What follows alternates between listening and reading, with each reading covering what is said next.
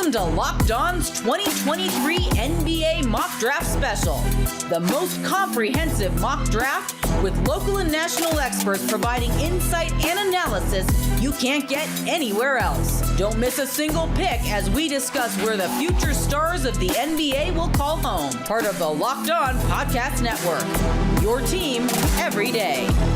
What's up, everyone? Welcome into the final episode of our 2023 Locked On NBA Mock Draft Special. The most comprehensive mock draft you'll find. It's gotten even bigger this year, and it's been a blast so far. This 6-episode series will take you through the entire first round of the NBA draft with insight you won't find anywhere else from all of the drafting teams, thanks to the local experts of the Locked On Podcast Network, your team every day. Throughout the special, you've been hearing from, and you will hear from in this final episode. Hopefully you've listened to episodes 1 through 5. We've got our local NBA shows, many of our college shows that cover your favorite teams every Monday through Friday, our NBA draft experts from the Locked On NBA Big Board podcast. And this year, we've had some great insight from our Locked On NBA Insider Howard Beck. Thanks for being with us, and I'm happy to be here hosting this year. I'm Kylen Mills, basketball host and analyst for the Pac-12 Network, NBC Sports Bay Area, as well as the co-host of the Locked On Warriors podcast. Here on the show, I am joined now by the great co-host and analyst, first NBA draft analyst and host of the Locked On NBA Big Board podcast, Rafael Barlowe, and college basketball expert and the solo host. I'm just going to keep going with that now. We've got to get Andy back a little bit, right? The solo host of the Locked On College Basketball podcast, Isaac Schade. I think we're literally just like making up some drama and tension going on. Thank you. I mean, that's what I need in my life right now is just more drama. No, I'm just kidding. Andy and I'll have fun with it on our show too. Let's make it happen. Perfect. All right, great. We'll be listening to that. All right, well, the 26th pick is coming up next. Indiana Pacers supposed to be on the clock, but we have learned there is a trade that has gone down. Here's what it is. The Pacers get Royce O'Neal, and the Nets get this 26th pick in the 2023 draft. Now, before we get to any of our thoughts, let's check in with Locked On NBA Insider Howard Beck with his reaction to this trade. I think there's a lot to like about this trade on both sides. The Indiana Pacers, obviously a young team that is now trying to build around Tyrese Halliburton, Mathurin, Nembhard, this young core that they've been putting together. And Royce O'Neal is a guy who's going to be 30 next season. A veteran presence, a selfless player, good shooter and defender who's just a good glue guy. So he's the right kind of play, I think, for this Pacers team at this time. And for the Nets, look, they've got a surplus of veteran 3-and-D guys, and they need to start kind of reshuffling the deck a little bit and adding first-round picks in exchange for some of their vets makes a lot of sense as they try to find their new direction. And Sean Marks and his staff have been great in finding great value late in the draft. So I think a really nice move for both teams. Okay, the Nets have been wheeling and dealing in this draft here in the later rounds, or the later picks of the first round. We've got 2 of our 3 next picks are going to the Nets now. What do you think they've got up their sleeve, our guy Adam, Rafael? Any thoughts? Yeah, I mean, they had picks, I think, 20 and 21, and now they're going to end up with, is it 3 or 4 first-round picks total? 3. I don't think they had. Did they have one 3. before 22? No. Yeah, they just said it's 22. Repair was their first choice, I think. Yes, now they have 26 and 28. So it's just 3, but in like a short time span here at the bottom of the draft. All right, what based on that, what do you think they're going after? I don't know. I mean, it's like they went into the draft with a bunch of wings, and they added a wing in Repair. Mm-hmm. They still have not addressed their need for front court depth. So that's the direction I would go in. Mm-hmm. But they have the picks. And I think with this draft, I feel like it was fluid between maybe 15 through 25, or maybe you can say 15 through 30. So they could still end up getting the players that they really wanted in the same draft range, and you get 3 of them instead of 2. Isaac, what's the face for it? For those listening, Isaac's making some kind of pensive face. I was trying to think based on what Rafael just said, and knowing that they're right here at 26 and again at 28. I was thinking, like, with that front court need, they could either take Jackson Davis here, Trace Jackson Davis from Indiana, or if they think he won't go at 27 to the Hornets, they could wait till 28, and maybe they've got somewhere else they want to go, maybe some backcourt, maybe some more playmaking or something of that need, or maybe they go after 2 front court guys here, maybe even somebody that could play some small ball for something of that nature. So curious to see what happens. If they do go after front court guys, who's the best available in that positional need? Trayce Jackson-Davis. That's who I'd want. Rafael, you co-signing that? Yeah, I'm co-signing it all the way. I don't even know if there's anybody I would say is even close to Trayce Jackson-Davis that I think could come in that I will spend a first-round pick on. Yep. So I'm going with TJD here also. All right, well, the pick is in. Let's check in with Locked On Nets host Adam Armbrecht to find out his selection. The Brooklyn Nets continue to shed salary in the NBA draft, this time moving up the board and making a deal with the Indiana Pacers, sending Royce O'Neal to Indiana in exchange for the 25th overall pick, at which point they selected guard Colby Jones out of Xavier. Now at 6'6", he represents some versatility in the backcourt with the ability to play either of the guard positions, certainly represents all of the characteristics that the Nets seem to want after trading away their superstars. He's a high character player. He does the little dirty things on the defensive end, and he'll have to continue to develop some of his consistency and avoid making some of those young mistakes on that end of the floor. Offensively, he does a solid job using his frame and his size to overcome a lack of initial first step, still being able to get at the basket and show off a very smooth and consistent shot in the mid-range game. He does, however, need to work on some of his perimeter mechanics if he wants to become an effective three-point shooter, as he does bring the ball in low before hoisting up on his shots. If he can do so, though, he represents a player that can be multifunctional for the Brooklyn Nets offense, doing some ball handling, showing off some of that facilitation, where he continued to increase his assists year over year at the college level, while also being a strong rebounder, bringing down 7 boards per game this past year. All right, there we have it. The 26th pick is shooting guard Colby Jones out of Xavier. Great positional size at 6'6", can play either guard or slide over to a wing. What do you like about this fit, Rafael, in terms of the Nets specifically? Well, Colby's just solid. He's solid all the way around. He impacts games in multiple ways. He rebounds, he passes. He averaged 5.7 rebounds, 4.4 assists per game. He gets you a steal. He even shot the ball at a high clip this year. Like, the biggest concern coming into the season was his outside shooting. Doesn't take him at a big volume, but he shot a little under 38% from 3. If he can continue to progress as a shooter, he's just a guy that's not going to wow you with crazy upside and athleticism, but he's just solid all the way around. And I think he could be one of the late first-round picks that can come in and contribute and help a team right away. I give this pick an A. Okay. What would you grade this pick, Isaac?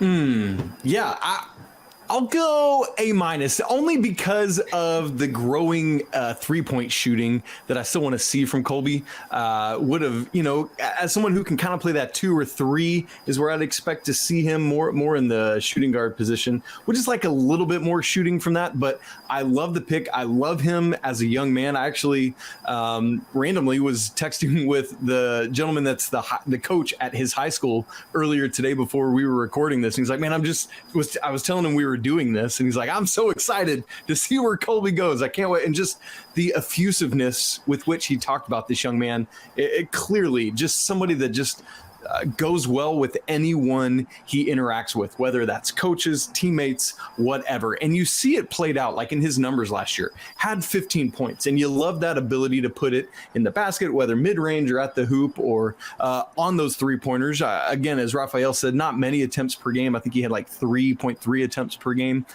but also has 5.7 rebounds. You love to see that out of a kind of guard position, along with 4.4 assists. And so he's doing a lot of these things that just make him better, and that's what I want to see.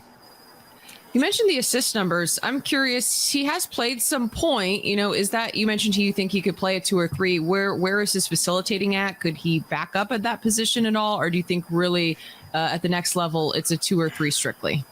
He is able to handle, like in pick and roll game, like he's able to do some of that well and hold on to it.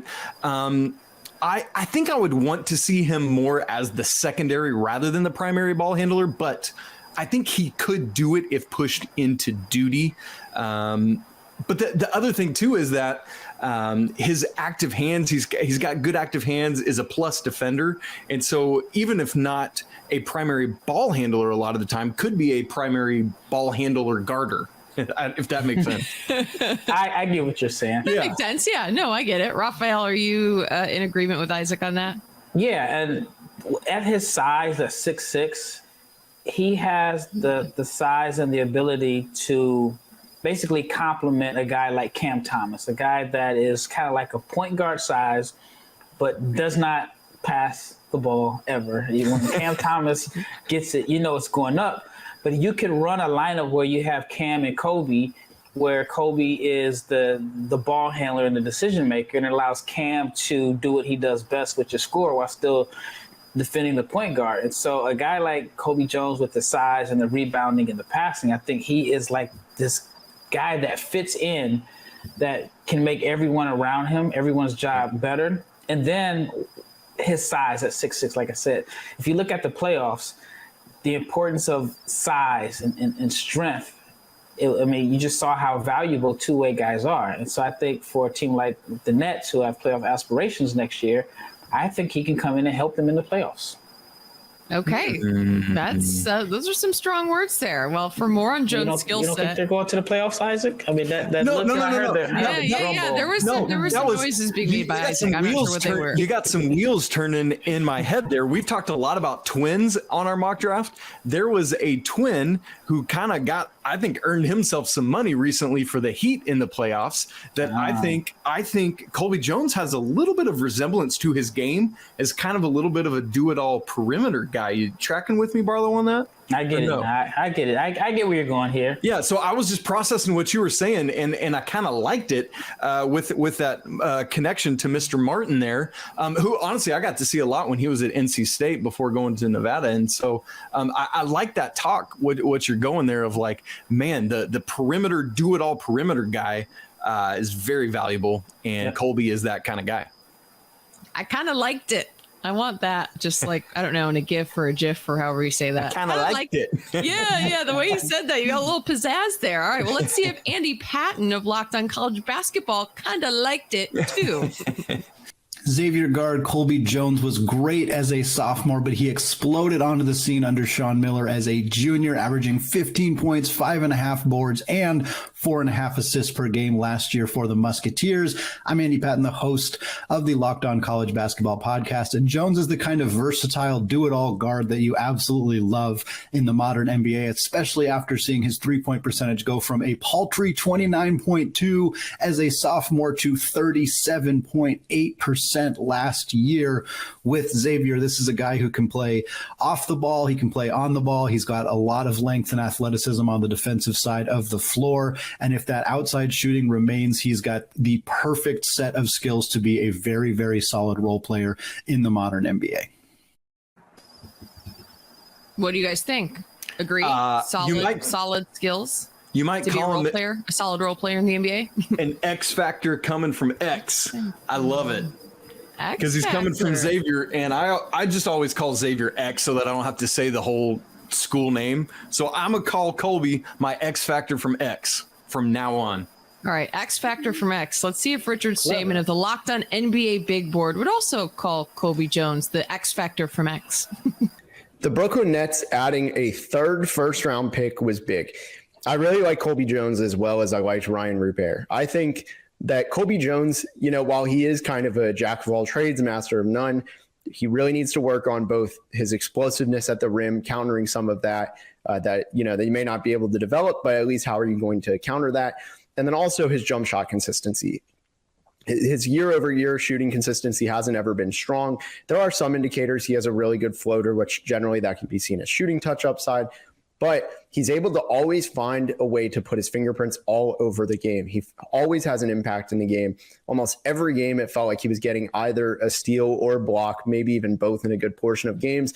He was getting assists. He was getting rebounds. He was playing defense. There's always a way for Colby Jones to find the way on the floor. And in the NBA, you always have to have a reason to be on the floor. Colby's always going to have some of that. I think he's an ideal role player out in Brooklyn. Okay, up next, our 27th pick already upon us. The Charlotte Hornets on the clock once again. Now they brought in that coveted pick that is guard Scoot Henderson with the number 2 overall pick in our mock draft. Now lower down the board, you guys mentioned it may be, some tougher situations for young players to come into, but this is a team that, some of these young guys could immediately make an impact. Who do you see being a fit with Charlotte? Oh, I still may go with TJD. I think that he could provide insurance just in case PJ Washington leaves in free agency. He's another passer, a rebounder, a shot blocker. They could also go with a guy like Dariq Whitehead. He wouldn't have to go too far from Durham to Charlotte. Mm-hmm. If you get him, again, you're getting a guy, we talked about it out here, a guy that was the top pick that had some injuries. That could be an option there.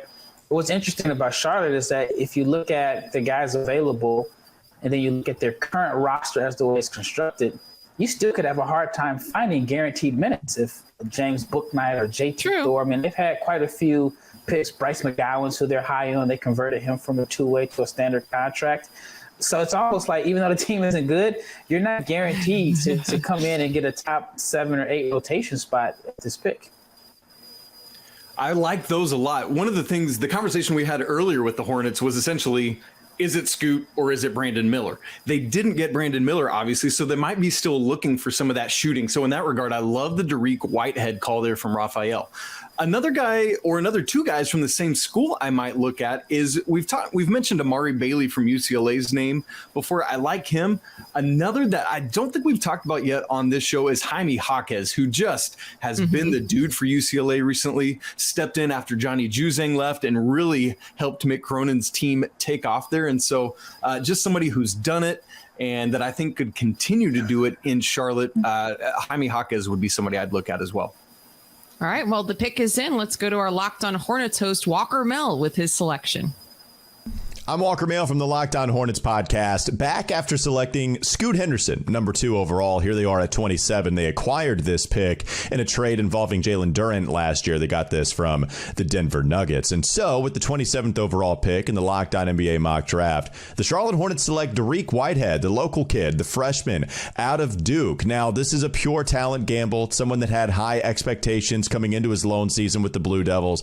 Unfortunately, it was mired in injury. Now, he did come back from an injury. Suffered against Virginia Tech. He played on February 11th, and then all the way through the rest of the season had some really awesome numbers, at least efficiency-wise. Shot close to 50% from the field, shot over 50% from 3 on the season in its entirety. He shot about 43% from three-point range. So we'll see if the shooting can continue in the NBA. I think he's got some connector ability too, and the next level. So we'll see. A pure talent gamble. Hopefully it pans out for the Hornets and Dariq Whitehead as he makes this transition. Again, Walker Mail, catch me on Twitter at Walker Mail, my co-host on Twitter at Doug Branson LOH, and you can check out Locked On Hornets anywhere you get your podcast. All right, what do you guys think? Good pick. You both mentioned him before the pick, but now the pick's been made. What do you see his role being with Charlotte? Well, first of all, if you would have said back in August that the Charlotte Hornets would get Dariq Whitehead and Scoot Henderson, or Scoot Henderson and Dariq Whitehead in the draft, you would have thought that they had 2 lottery picks. So, I mean, it's not necessarily a gamble because, I mean, they're getting a guy that shot 40% from 3. Even if he doesn't return to his high school form, he is another floor spacer that complements. So I like the pick. Charlotte needs shooting. I mean, every team needs shooting. But now I think that they could possibly move Terry Rozier. You could probably get some assets for Rozier. So I like the move there. Man, yeah, I mean, as with, earlier we talked about Derek Lively, his teammate at Duke, whose freshman year was really hampered by injury. We talked about Nick Smith Jr. from Arkansas, whose freshman year was really hampered by injury. Both of those were projected lottery guys coming into the year, just like Dariq Whitehead, as Rafael just said. And so for me, coming into the season, he was the number 2 player in college basketball, right behind Nick Smith in terms of NBA projectability. And so, if he is good to go, because not only did he have that preseason surgery ahead of last year, he just had another one on his foot in early May. Now, everything I've read and heard and seen is that he's going to be ready to go for the season. And so, my fingers are crossed because we always want to cheer for these young men, right? Like we want to see the best. We want things to work out. And so I'm really hopeful that everything's going to be good with him.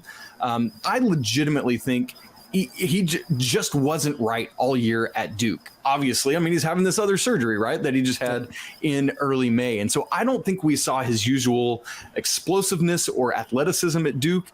And so if for folks who want to get a real read on Dariq Whitehead, just like, sure, check out his Duke highlights, but go watch the high school version of Dariq Whitehead to get a better sense of who this young man actually is. And all that said, to know that he's coming off of surgery and to still do all that Walker talked about, that Rafael talked about with his shooting, man, I'm encouraged by that. And to get him at 27 could be the steal of the draft. But interestingly, I don't think we'll know that for a while.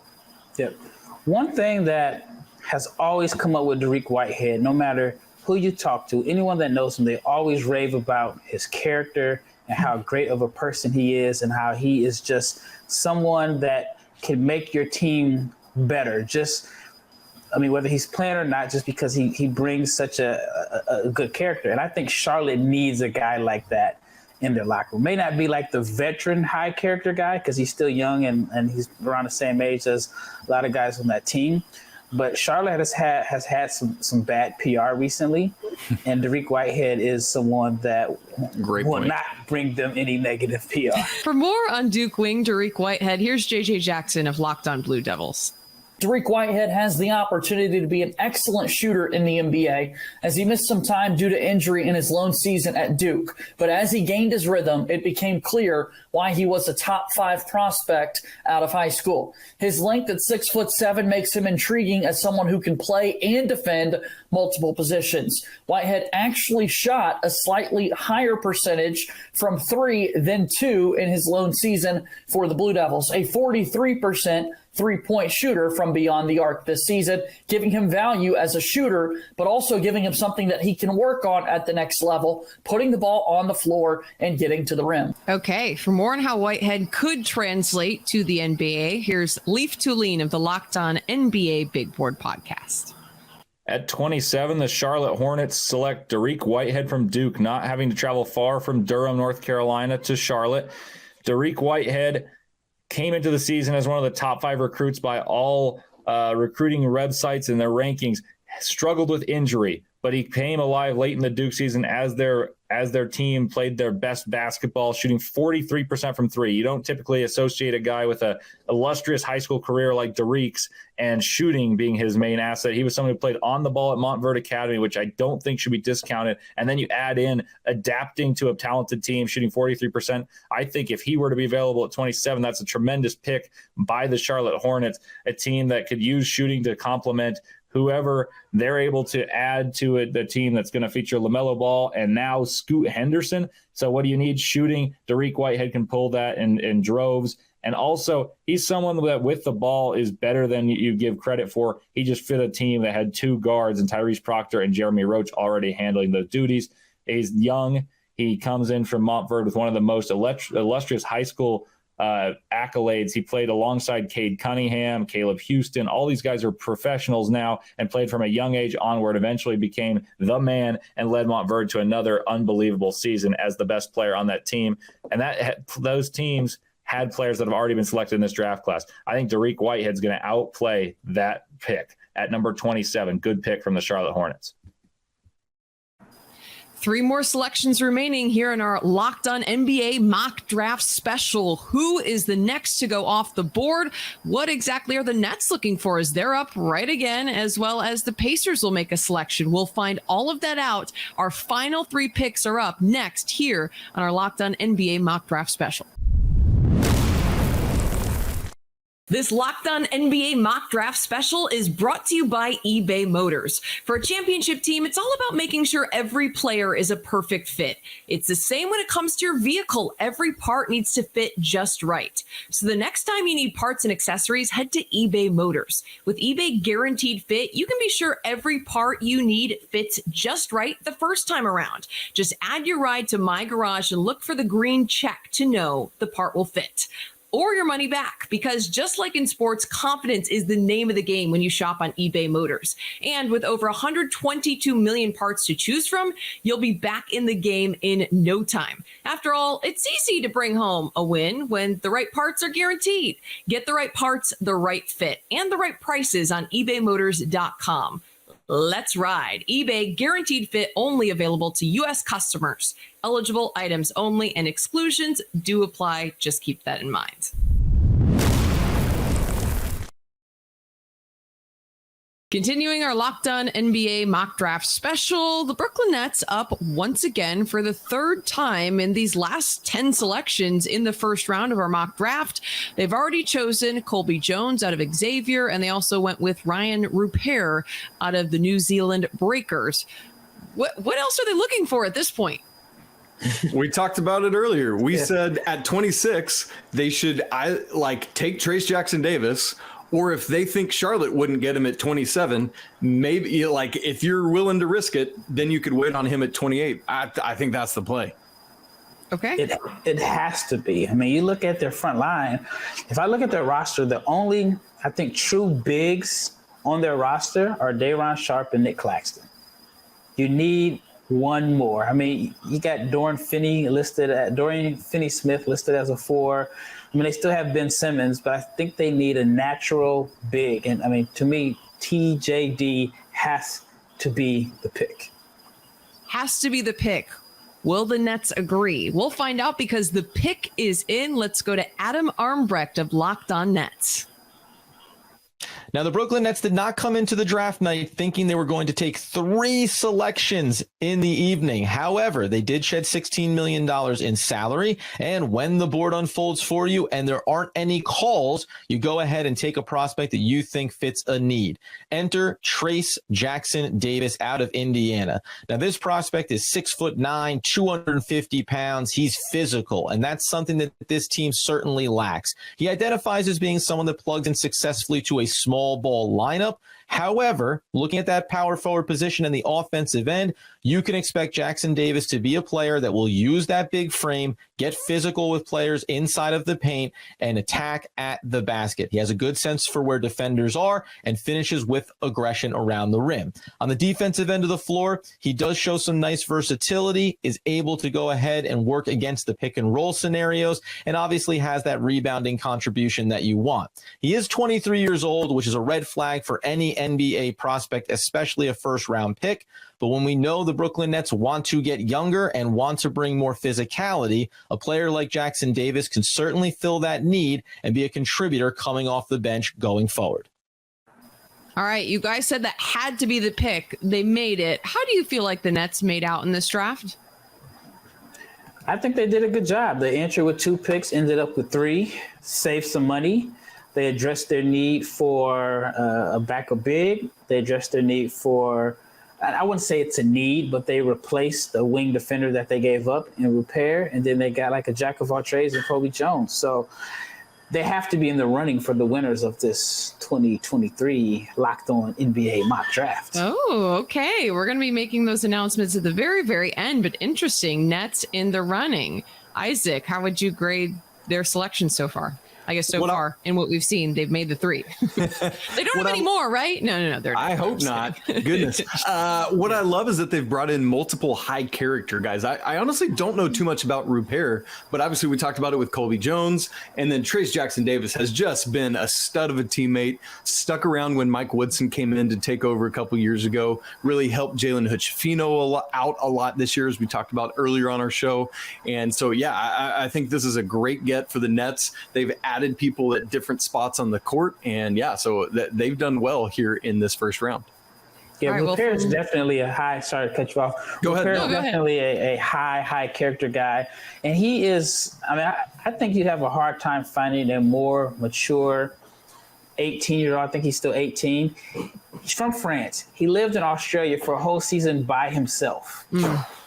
Think about that. When you were 18, could you go live in a foreign country all by yourself? And he did not. My parents wouldn't leave me at home alone when I was 18. So Isaac. And what's even more incredible about Isaac still had babysitters at 18, so there you go. Well, I mean, at least props to you for being able to share that now. I'm sure it was embarrassing back then. One of the things about Rupert that caught my attention was the fact that he didn't speak a lot of English when he went to Australia. So on top of being young and moving to a different continent, not just continent by yourself, he was there without knowing much of the language, and he speaks English now. So it takes an extreme level of maturity to be able to handle that. And then he's, like I said, he's just a high character guy. And like you said, the Nets got 3 really high character guys in this class. So big win for the Nets. No, I mean, that's crazy to think about being 18 and living somewhere overseas where you don't speak the language, or at least barely do. So, I mean, definitely speaks to his maturity. I mean, for sure. Yeah. All right. Well, for more on Indiana forward Trayce Jackson-Davis, here's Richard Stamen of the Locked On NBA Big Board. Yet again, the Brooklyn Nets are on the clock with the 28th pick, and they made an absolute steal of a pick yet again. I really like Trayce Jackson-Davis. He's an ideal modern big off the bench. I think you look at the lack of shooting may worry some teams. I would say in the NBA Combine, in both the shooting drills and his pro day, he did enough to believe, hey, there is something to work with here with his jump shot. Free throw percentage can often be a good indicator. Shot 69.5% from the free throw line, which actually isn't bad. It's pretty in line with some bigs, and it's better than most non-shooting bigs. So maybe it was something he didn't get to showcase, but you look at guys that can run the pick and roll, operate as a roll man in the pick and roll, can defend multiple positions, extremely athletic, great rebounder. That's going to translate. Able to have the ball in his hands, pass a little bit. I think he can be trusted with quick decisions on both ends, and that's absolutely massive. Brooklyn has killed this first round of the draft. All right, everyone's co-signing this. Brooklyn Nets are getting an A, and they're going to be up for the maybe best showing in this draft. David Locke's going to have a run for his money and earning those accolades when we wrap up after we make our last selection. Up now, though, it's the 29th pick going to the Indiana Pacers. Now, the Pacers took forward Jarris Walker with the 7th overall pick. What are they still looking for at this point in the game, Rafael? I would say shooting on the wing. And I mean, it sounds redundant because there are a lot of teams that need that, and the Toronto Raptors and the Nets have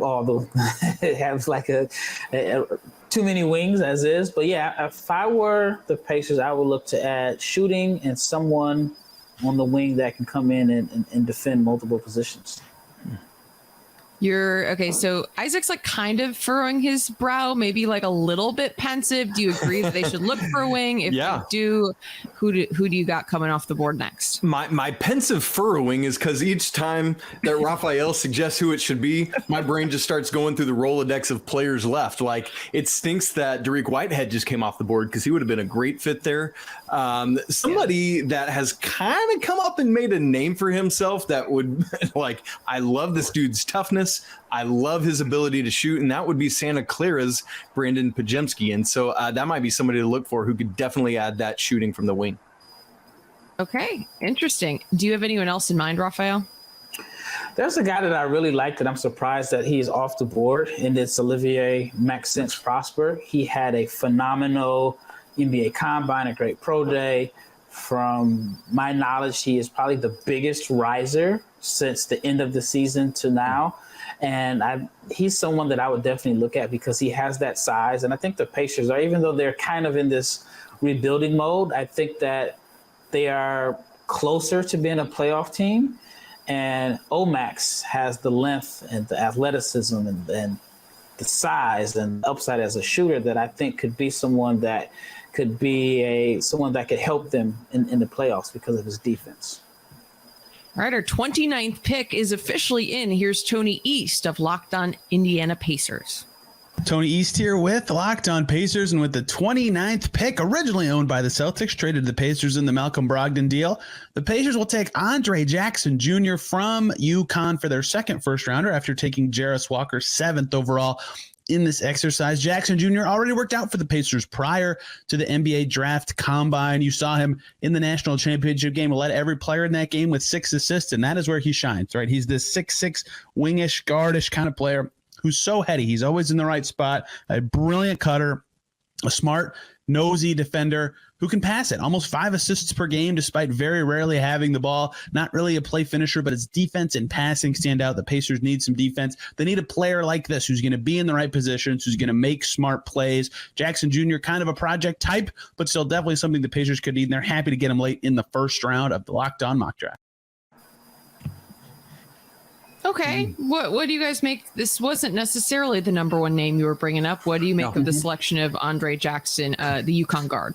Well, if Rafael was right and they need shooting, they did not get it. That is not Andre Jackson's game, but I love Andre Jackson as a college basketball player, because if ever there was a glue guy, like, he would be the Elmer's like spokesman. Like, he is the gluiest of all these kind of dudes. Elmer's comes off.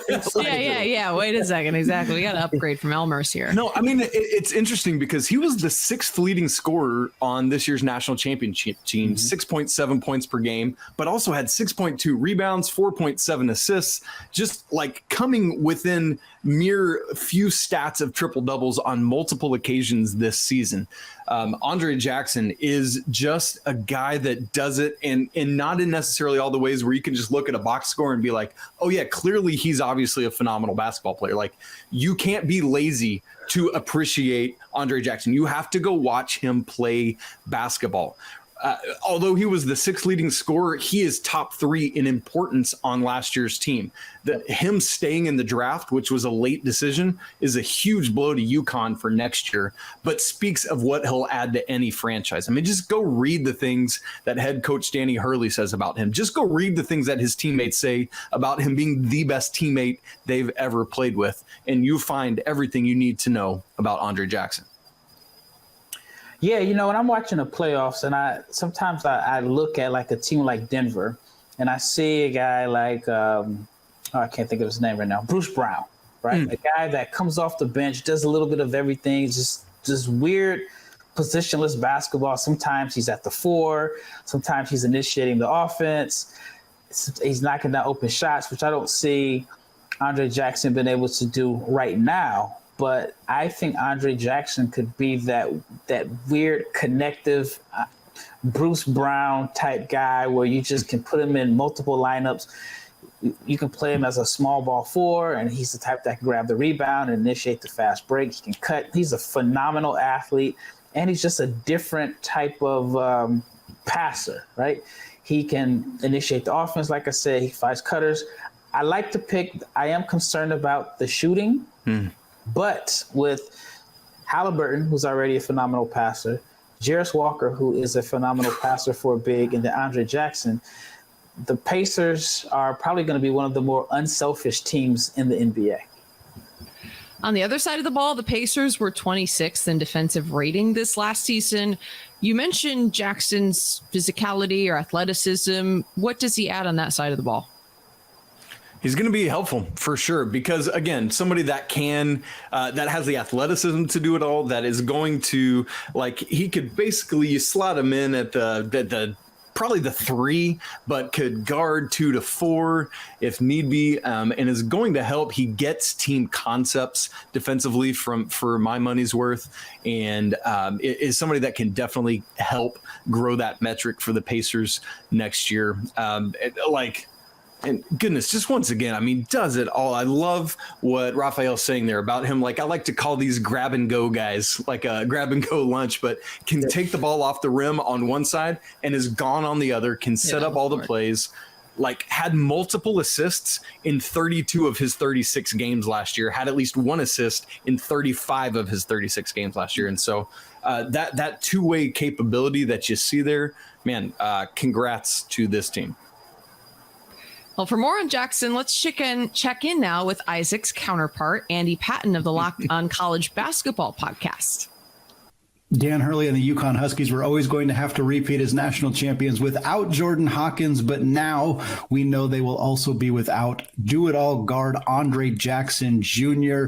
Jackson is one of those guys that doesn't jump off the screen from a statistical perspective. He only averaged under 7 points per game last year, about 6 rebounds and about 5 assists per game. He's not a great three-point shooter, only 28% last year in his junior year with UConn, but he does just about everything. He's a winning player. He makes the kind of plays you need to do. He is an elite passer, especially in transition, and his length and athleticism translate to him being a very, very good defender at the next level. He's the kind of player that may not do a lot statistically that jumps off the screen, but man, can he impact winning basketball games, and he's going to be a very, very good one in the NBA. Andy, thinking the same things you are. You guys are on the same wavelength. And he mentioned the transition passing being a huge factor. All right, well, let's check in now with Lief Thulin of the Locked On NBA Big Board to find out more about how Jackson's skill set might work in the NBA. At 29, the Indiana Pacers select the Energizer Bunny, the heartbeat of a national championship team, in Andre Jackson of UConn, someone who makes everyone around him better. No accolades went to him for all the rewards and success that UConn got. Adama Sanogo, Big East Player of the Year, and Most Outstanding Player. Jordan Hawkins, a lottery pick, but neither of them would be where they are without this guy. Andre Jackson runs the floor like a gazelle, can play the point guard on offense, struggles to shoot the ball a little bit, and he's a junior, defends like his hair's on fire, flies around, rebounds, passes, does anything your team wants. At 29, you're getting a guy that you know will put forth his all. Only question mark is how well he can shoot. And he shot a decent percentage if you count numerically, but there are a lot of them were dare shots. Andre Jackson, someone who will pass, rebound, defend, try your hardest, be a coach's best friend, that a coach will love him, and everyone, and I mean everyone, will love Andre Jackson in the city of Indiana, someone that could that appreciates the hustle, the grit and grind that he'll bring to the court. And I watched him in the combine up close, and he made everyone look better and was the most talkative player on the court. The Pacers, fans at least, will get a fan favorite, and we'll see if he pans out as a Pacer. And it's largely dependent on his shooting progress, because defensively and intensity, he is a great pick. Defends like his hair is on fire. I love it, man. That's so good. I like that description. That's great. All right. Well, our final pick in our Locked On NBA mock draft lies ahead. In addition to, and that pick, by the way, going to go to the Los Angeles Clippers. It'll be the first time we see them in this draft. Curious to see which direction they will go. Also, though, more importantly, we're going to name our biggest winners, our losers, biggest surprises of this mock draft. It's going to really come down to the wire. David Locke has had a great day. However, the Nets also made a splash so far. We'll find out who walked away the biggest winner next.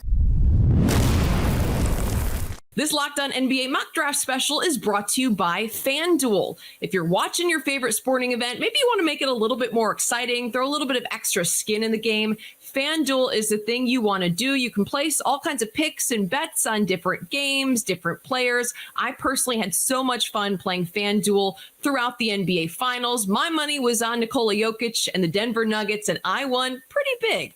Now, new customers can get a no-sweat first bet up to $2,500. That's $2,500 back in bonus bets if your first bet doesn't win. There's no better place to bet all the playoff action. That's America's #1 sports book. Visit FanDuel.com/lockedon and get a no-sweat first bet up to $2,500. That's FanDuel.com/lockedon. FanDuel, official sports betting partner of the NBA.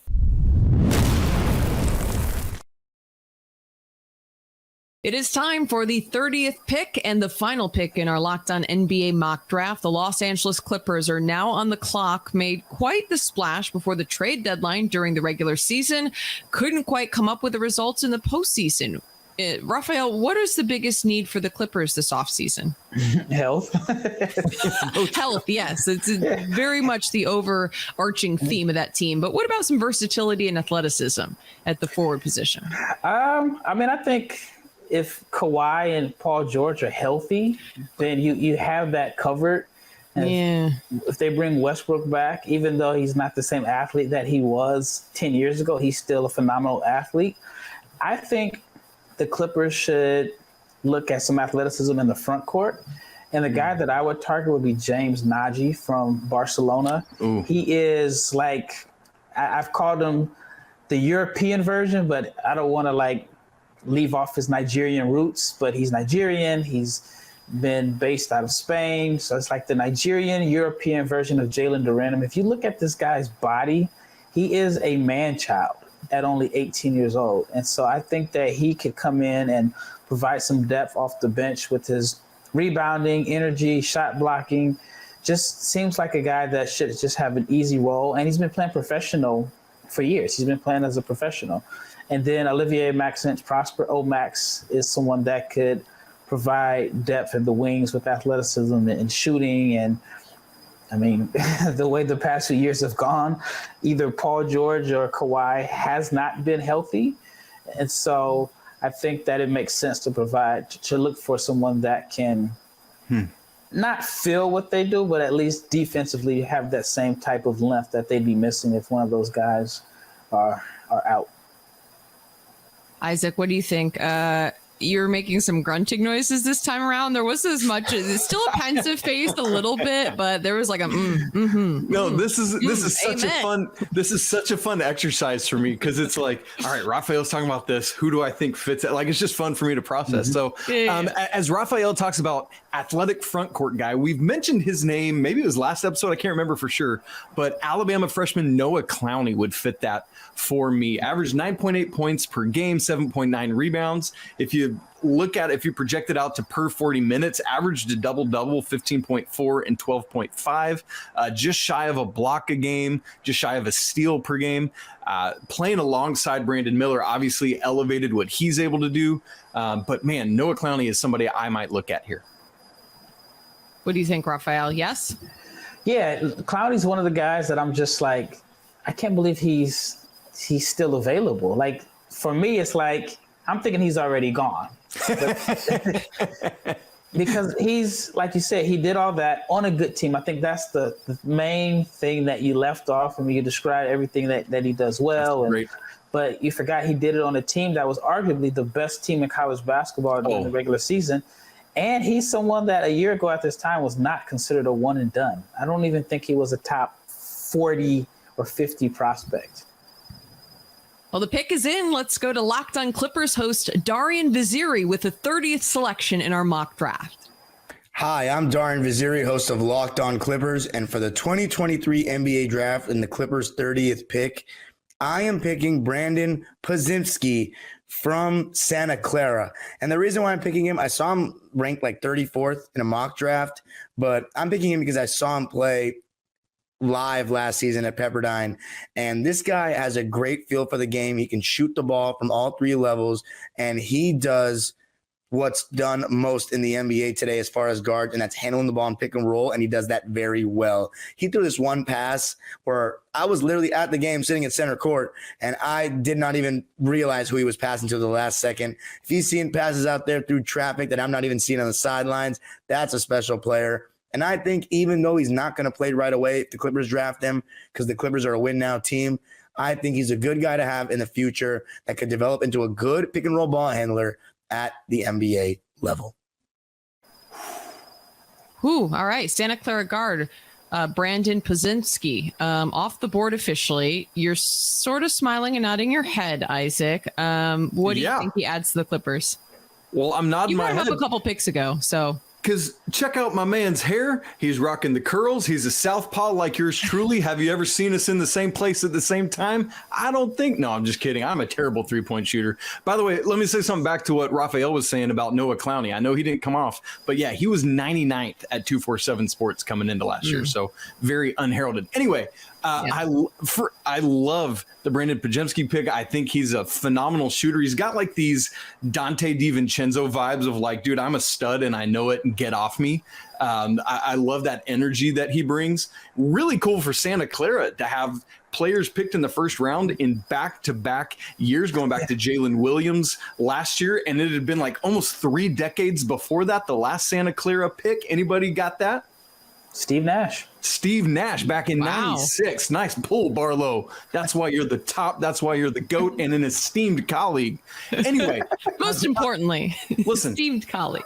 They're going to have to figure something out on the West Coast, because now this means in our mock draft, the West Coast Conference has 2 players selected, Pac-12, goose egg for them. So anyway, back to Brandon Podziemski, man, massive showing both at the combine and at his pro day. I'm sure Rafael will talk about that. But not only is he a shooter, he was the player of the year in the West Coast Conference last year, leading rebounder in the conference, 8.8 rebounds per game as a 6'5" guard, third leading scorer at 19.9, fourth in assists, fourth in steals, fifth in threes made per game. This dude can do a lot more than just shoot. So do not sleep on him as always a shooter and he can't do anything else. No. Very versatile, very capable. And as Rafael said earlier, boy, Illinois missed out his freshman year where he played just 4.3 minutes per game, had like 22 total points all season. So transferred down to Santa Clara and went absolutely off. All right, let's check in with Andy Patton of Locked On College Basketball to find out his take on Podziemski, and then we'll see if anything jogs your memory when we come back.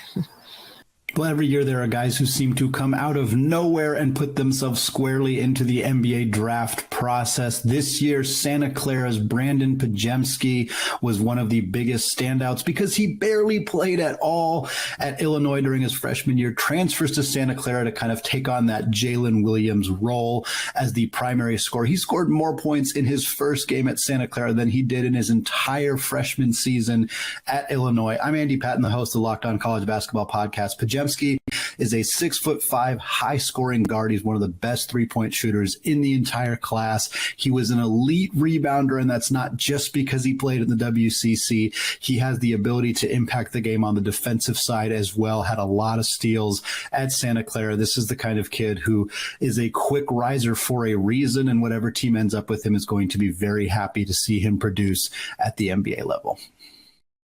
There Andy goes again, the host of the Locked On College Basketball Podcast. I mean, Isaac, what's the deal? Y'all got beef or what? Let's let Andy off the hook, and I'll give you the transfer. It was Francisco Cafaro coming from Virginia. Is that Adama Ball too? Yeah. As you mentioned, yeah. Yep. Well, there you go. Can't sleep on the West Coast Conference. Now we got more on Podziemski, this time coming from Richard Stamen of the Locked On NBA Big Board. With the last pick in the 2023 first round of the draft, I really like what the Los Angeles Clippers did drafting Brandon Podziemski out of Santa Clara. He was a top 80 recruit, pretty consensus top 100 guy out of Illinois, going to Illinois, I should say, as a freshman last year, but never got really a chance to shine. He goes to Santa Clara and absolutely crushes it. He followed in the footsteps of Jalen Williams, although he did not transfer. He just followed in the footsteps of that production and made a living for himself. He did everything offensively, at extremely advanced reads on offense at a consistent level. He did it at the NBA Combine scrimmages as well. He can shoot. He can score at all three levels. He can pass. He's a complete offensive guard that can play both guard slots. The only worry that teams may have, and this may be why he falls, is because he has a mediocre wingspan, about 1 to 1.5, 2 inches of plus wingspan. That may hold him back, but his game speaks for itself. Okay, game speaks for itself. Anything else that you guys got to add on that? That's a great exclamation point on it, honestly. Exclamation point. It's the only way to describe it. Like I said, 4 guys on his team, 5 other guys on the opposing team, lights on, butts in the seats, referee, whistle, basketball, and Podziemski is going to be one of the better players on the floor. Well, there you have it. We'll use that as the exclamation point to the last pick in our Locked On NBA mock draft special. We have gone from 1 through 30. There has been no shortage of surprises, of excitement. We'll start with the winners. We'll start on the positive, okay? I'll give you guys a minute to think, but who, Isaac, would you say was the biggest winner from the Locked On? Do you want a minute to think? Because we can check in with, I've heard David Locke is having some big reactions about the day he had, but you know someone off the top of your head. Who was the biggest winner in this mock draft? The San Antonio Spurs. All right, let's move on.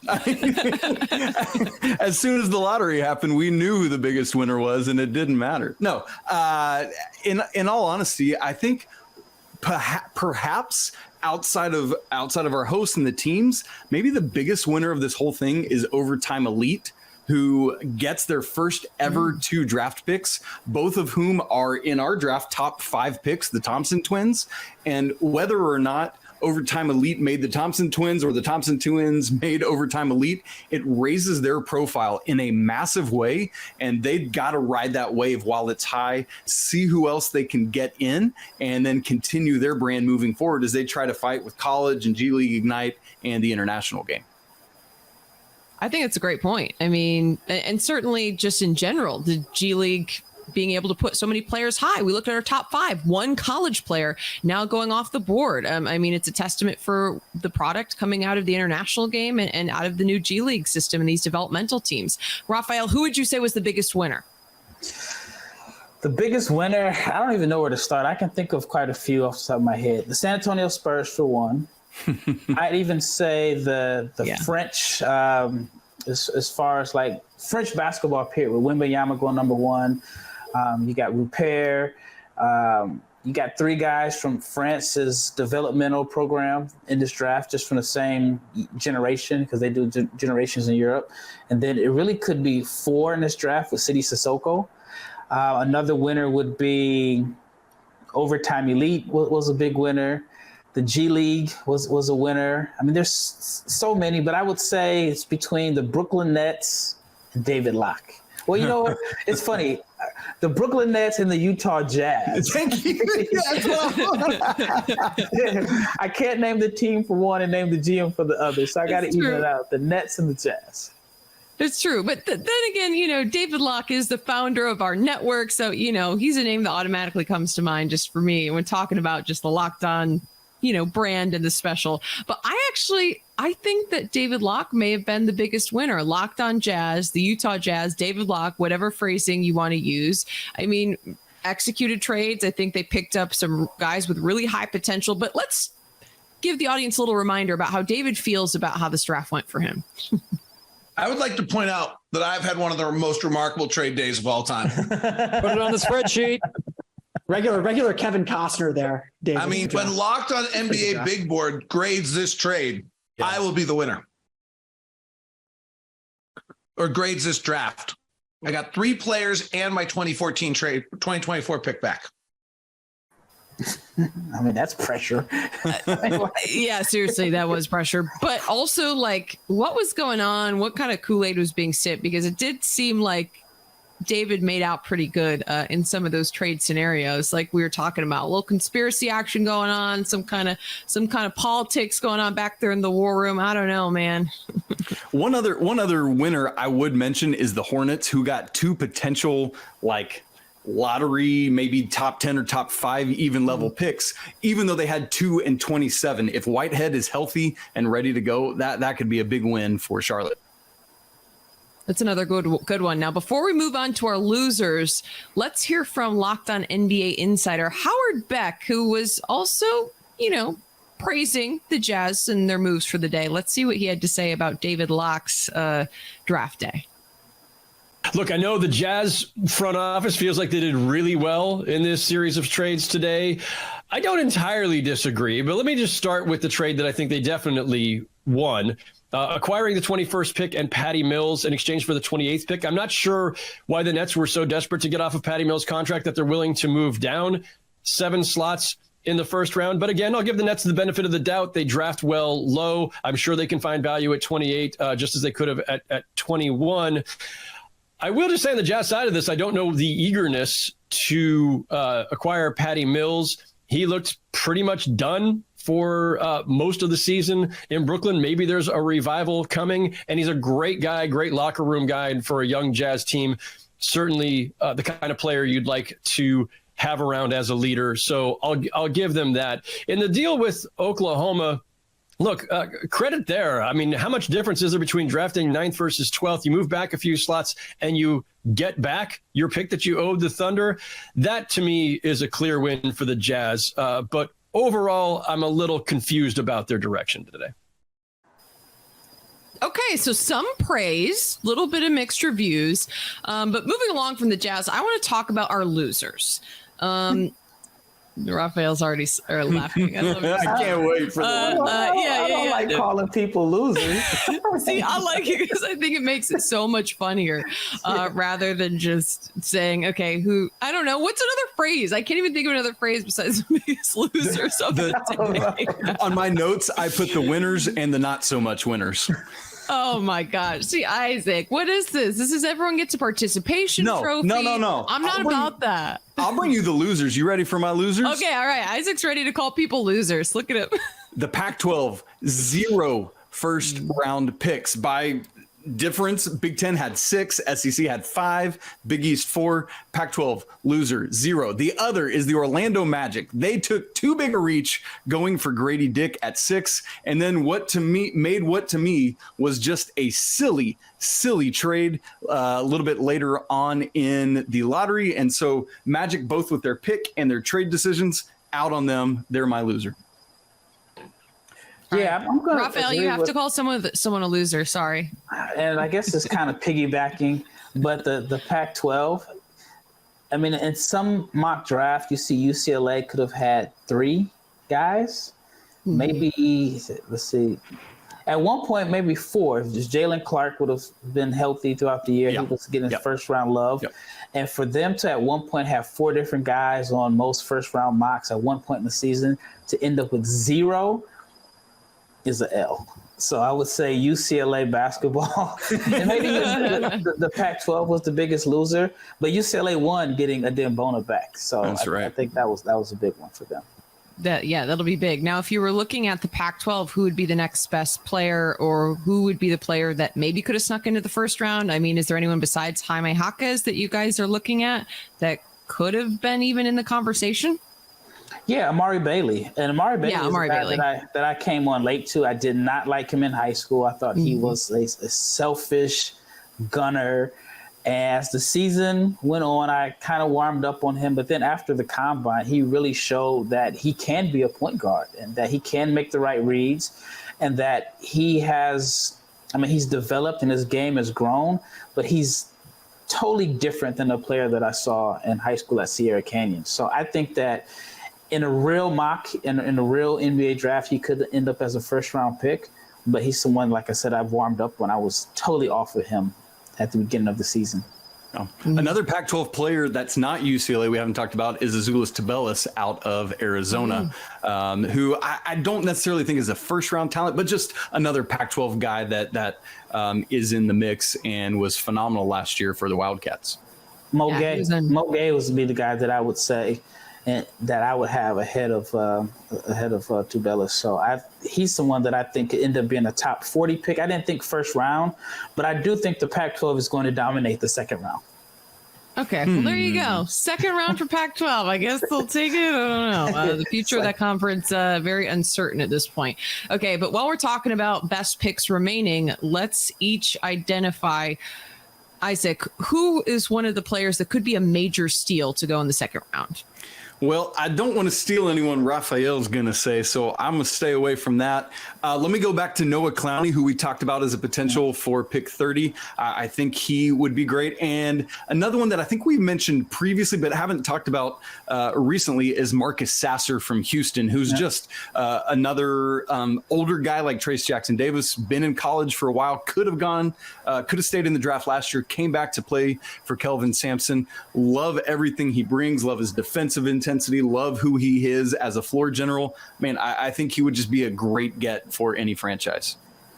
Yeah, I have 3. Well, Olivier Maximus Prosper, I've talked about. He's the one that I think is the biggest omission. Sidi Sissoko, who I have a first-round grade on, play for the Ignite.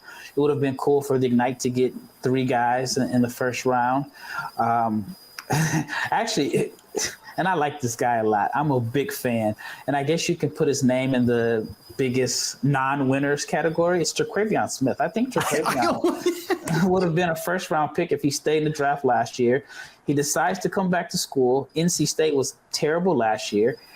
They get to the NCAA tournament this year. His numbers are pretty much the same, except his assist numbers go up. But he just didn't have the same buzz and hype around him that he had last year. And then his combine wasn't great. And so I think that he actually lost money by going back to school, despite the fact that he got better and he came back to school to win.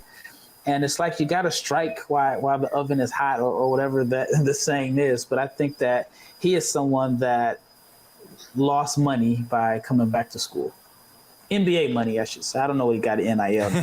Yeah, exactly. Now there you go. You got that as a factor too. It's unfortunate when you see a player go back and get better, and end up losing, some of their draft stock.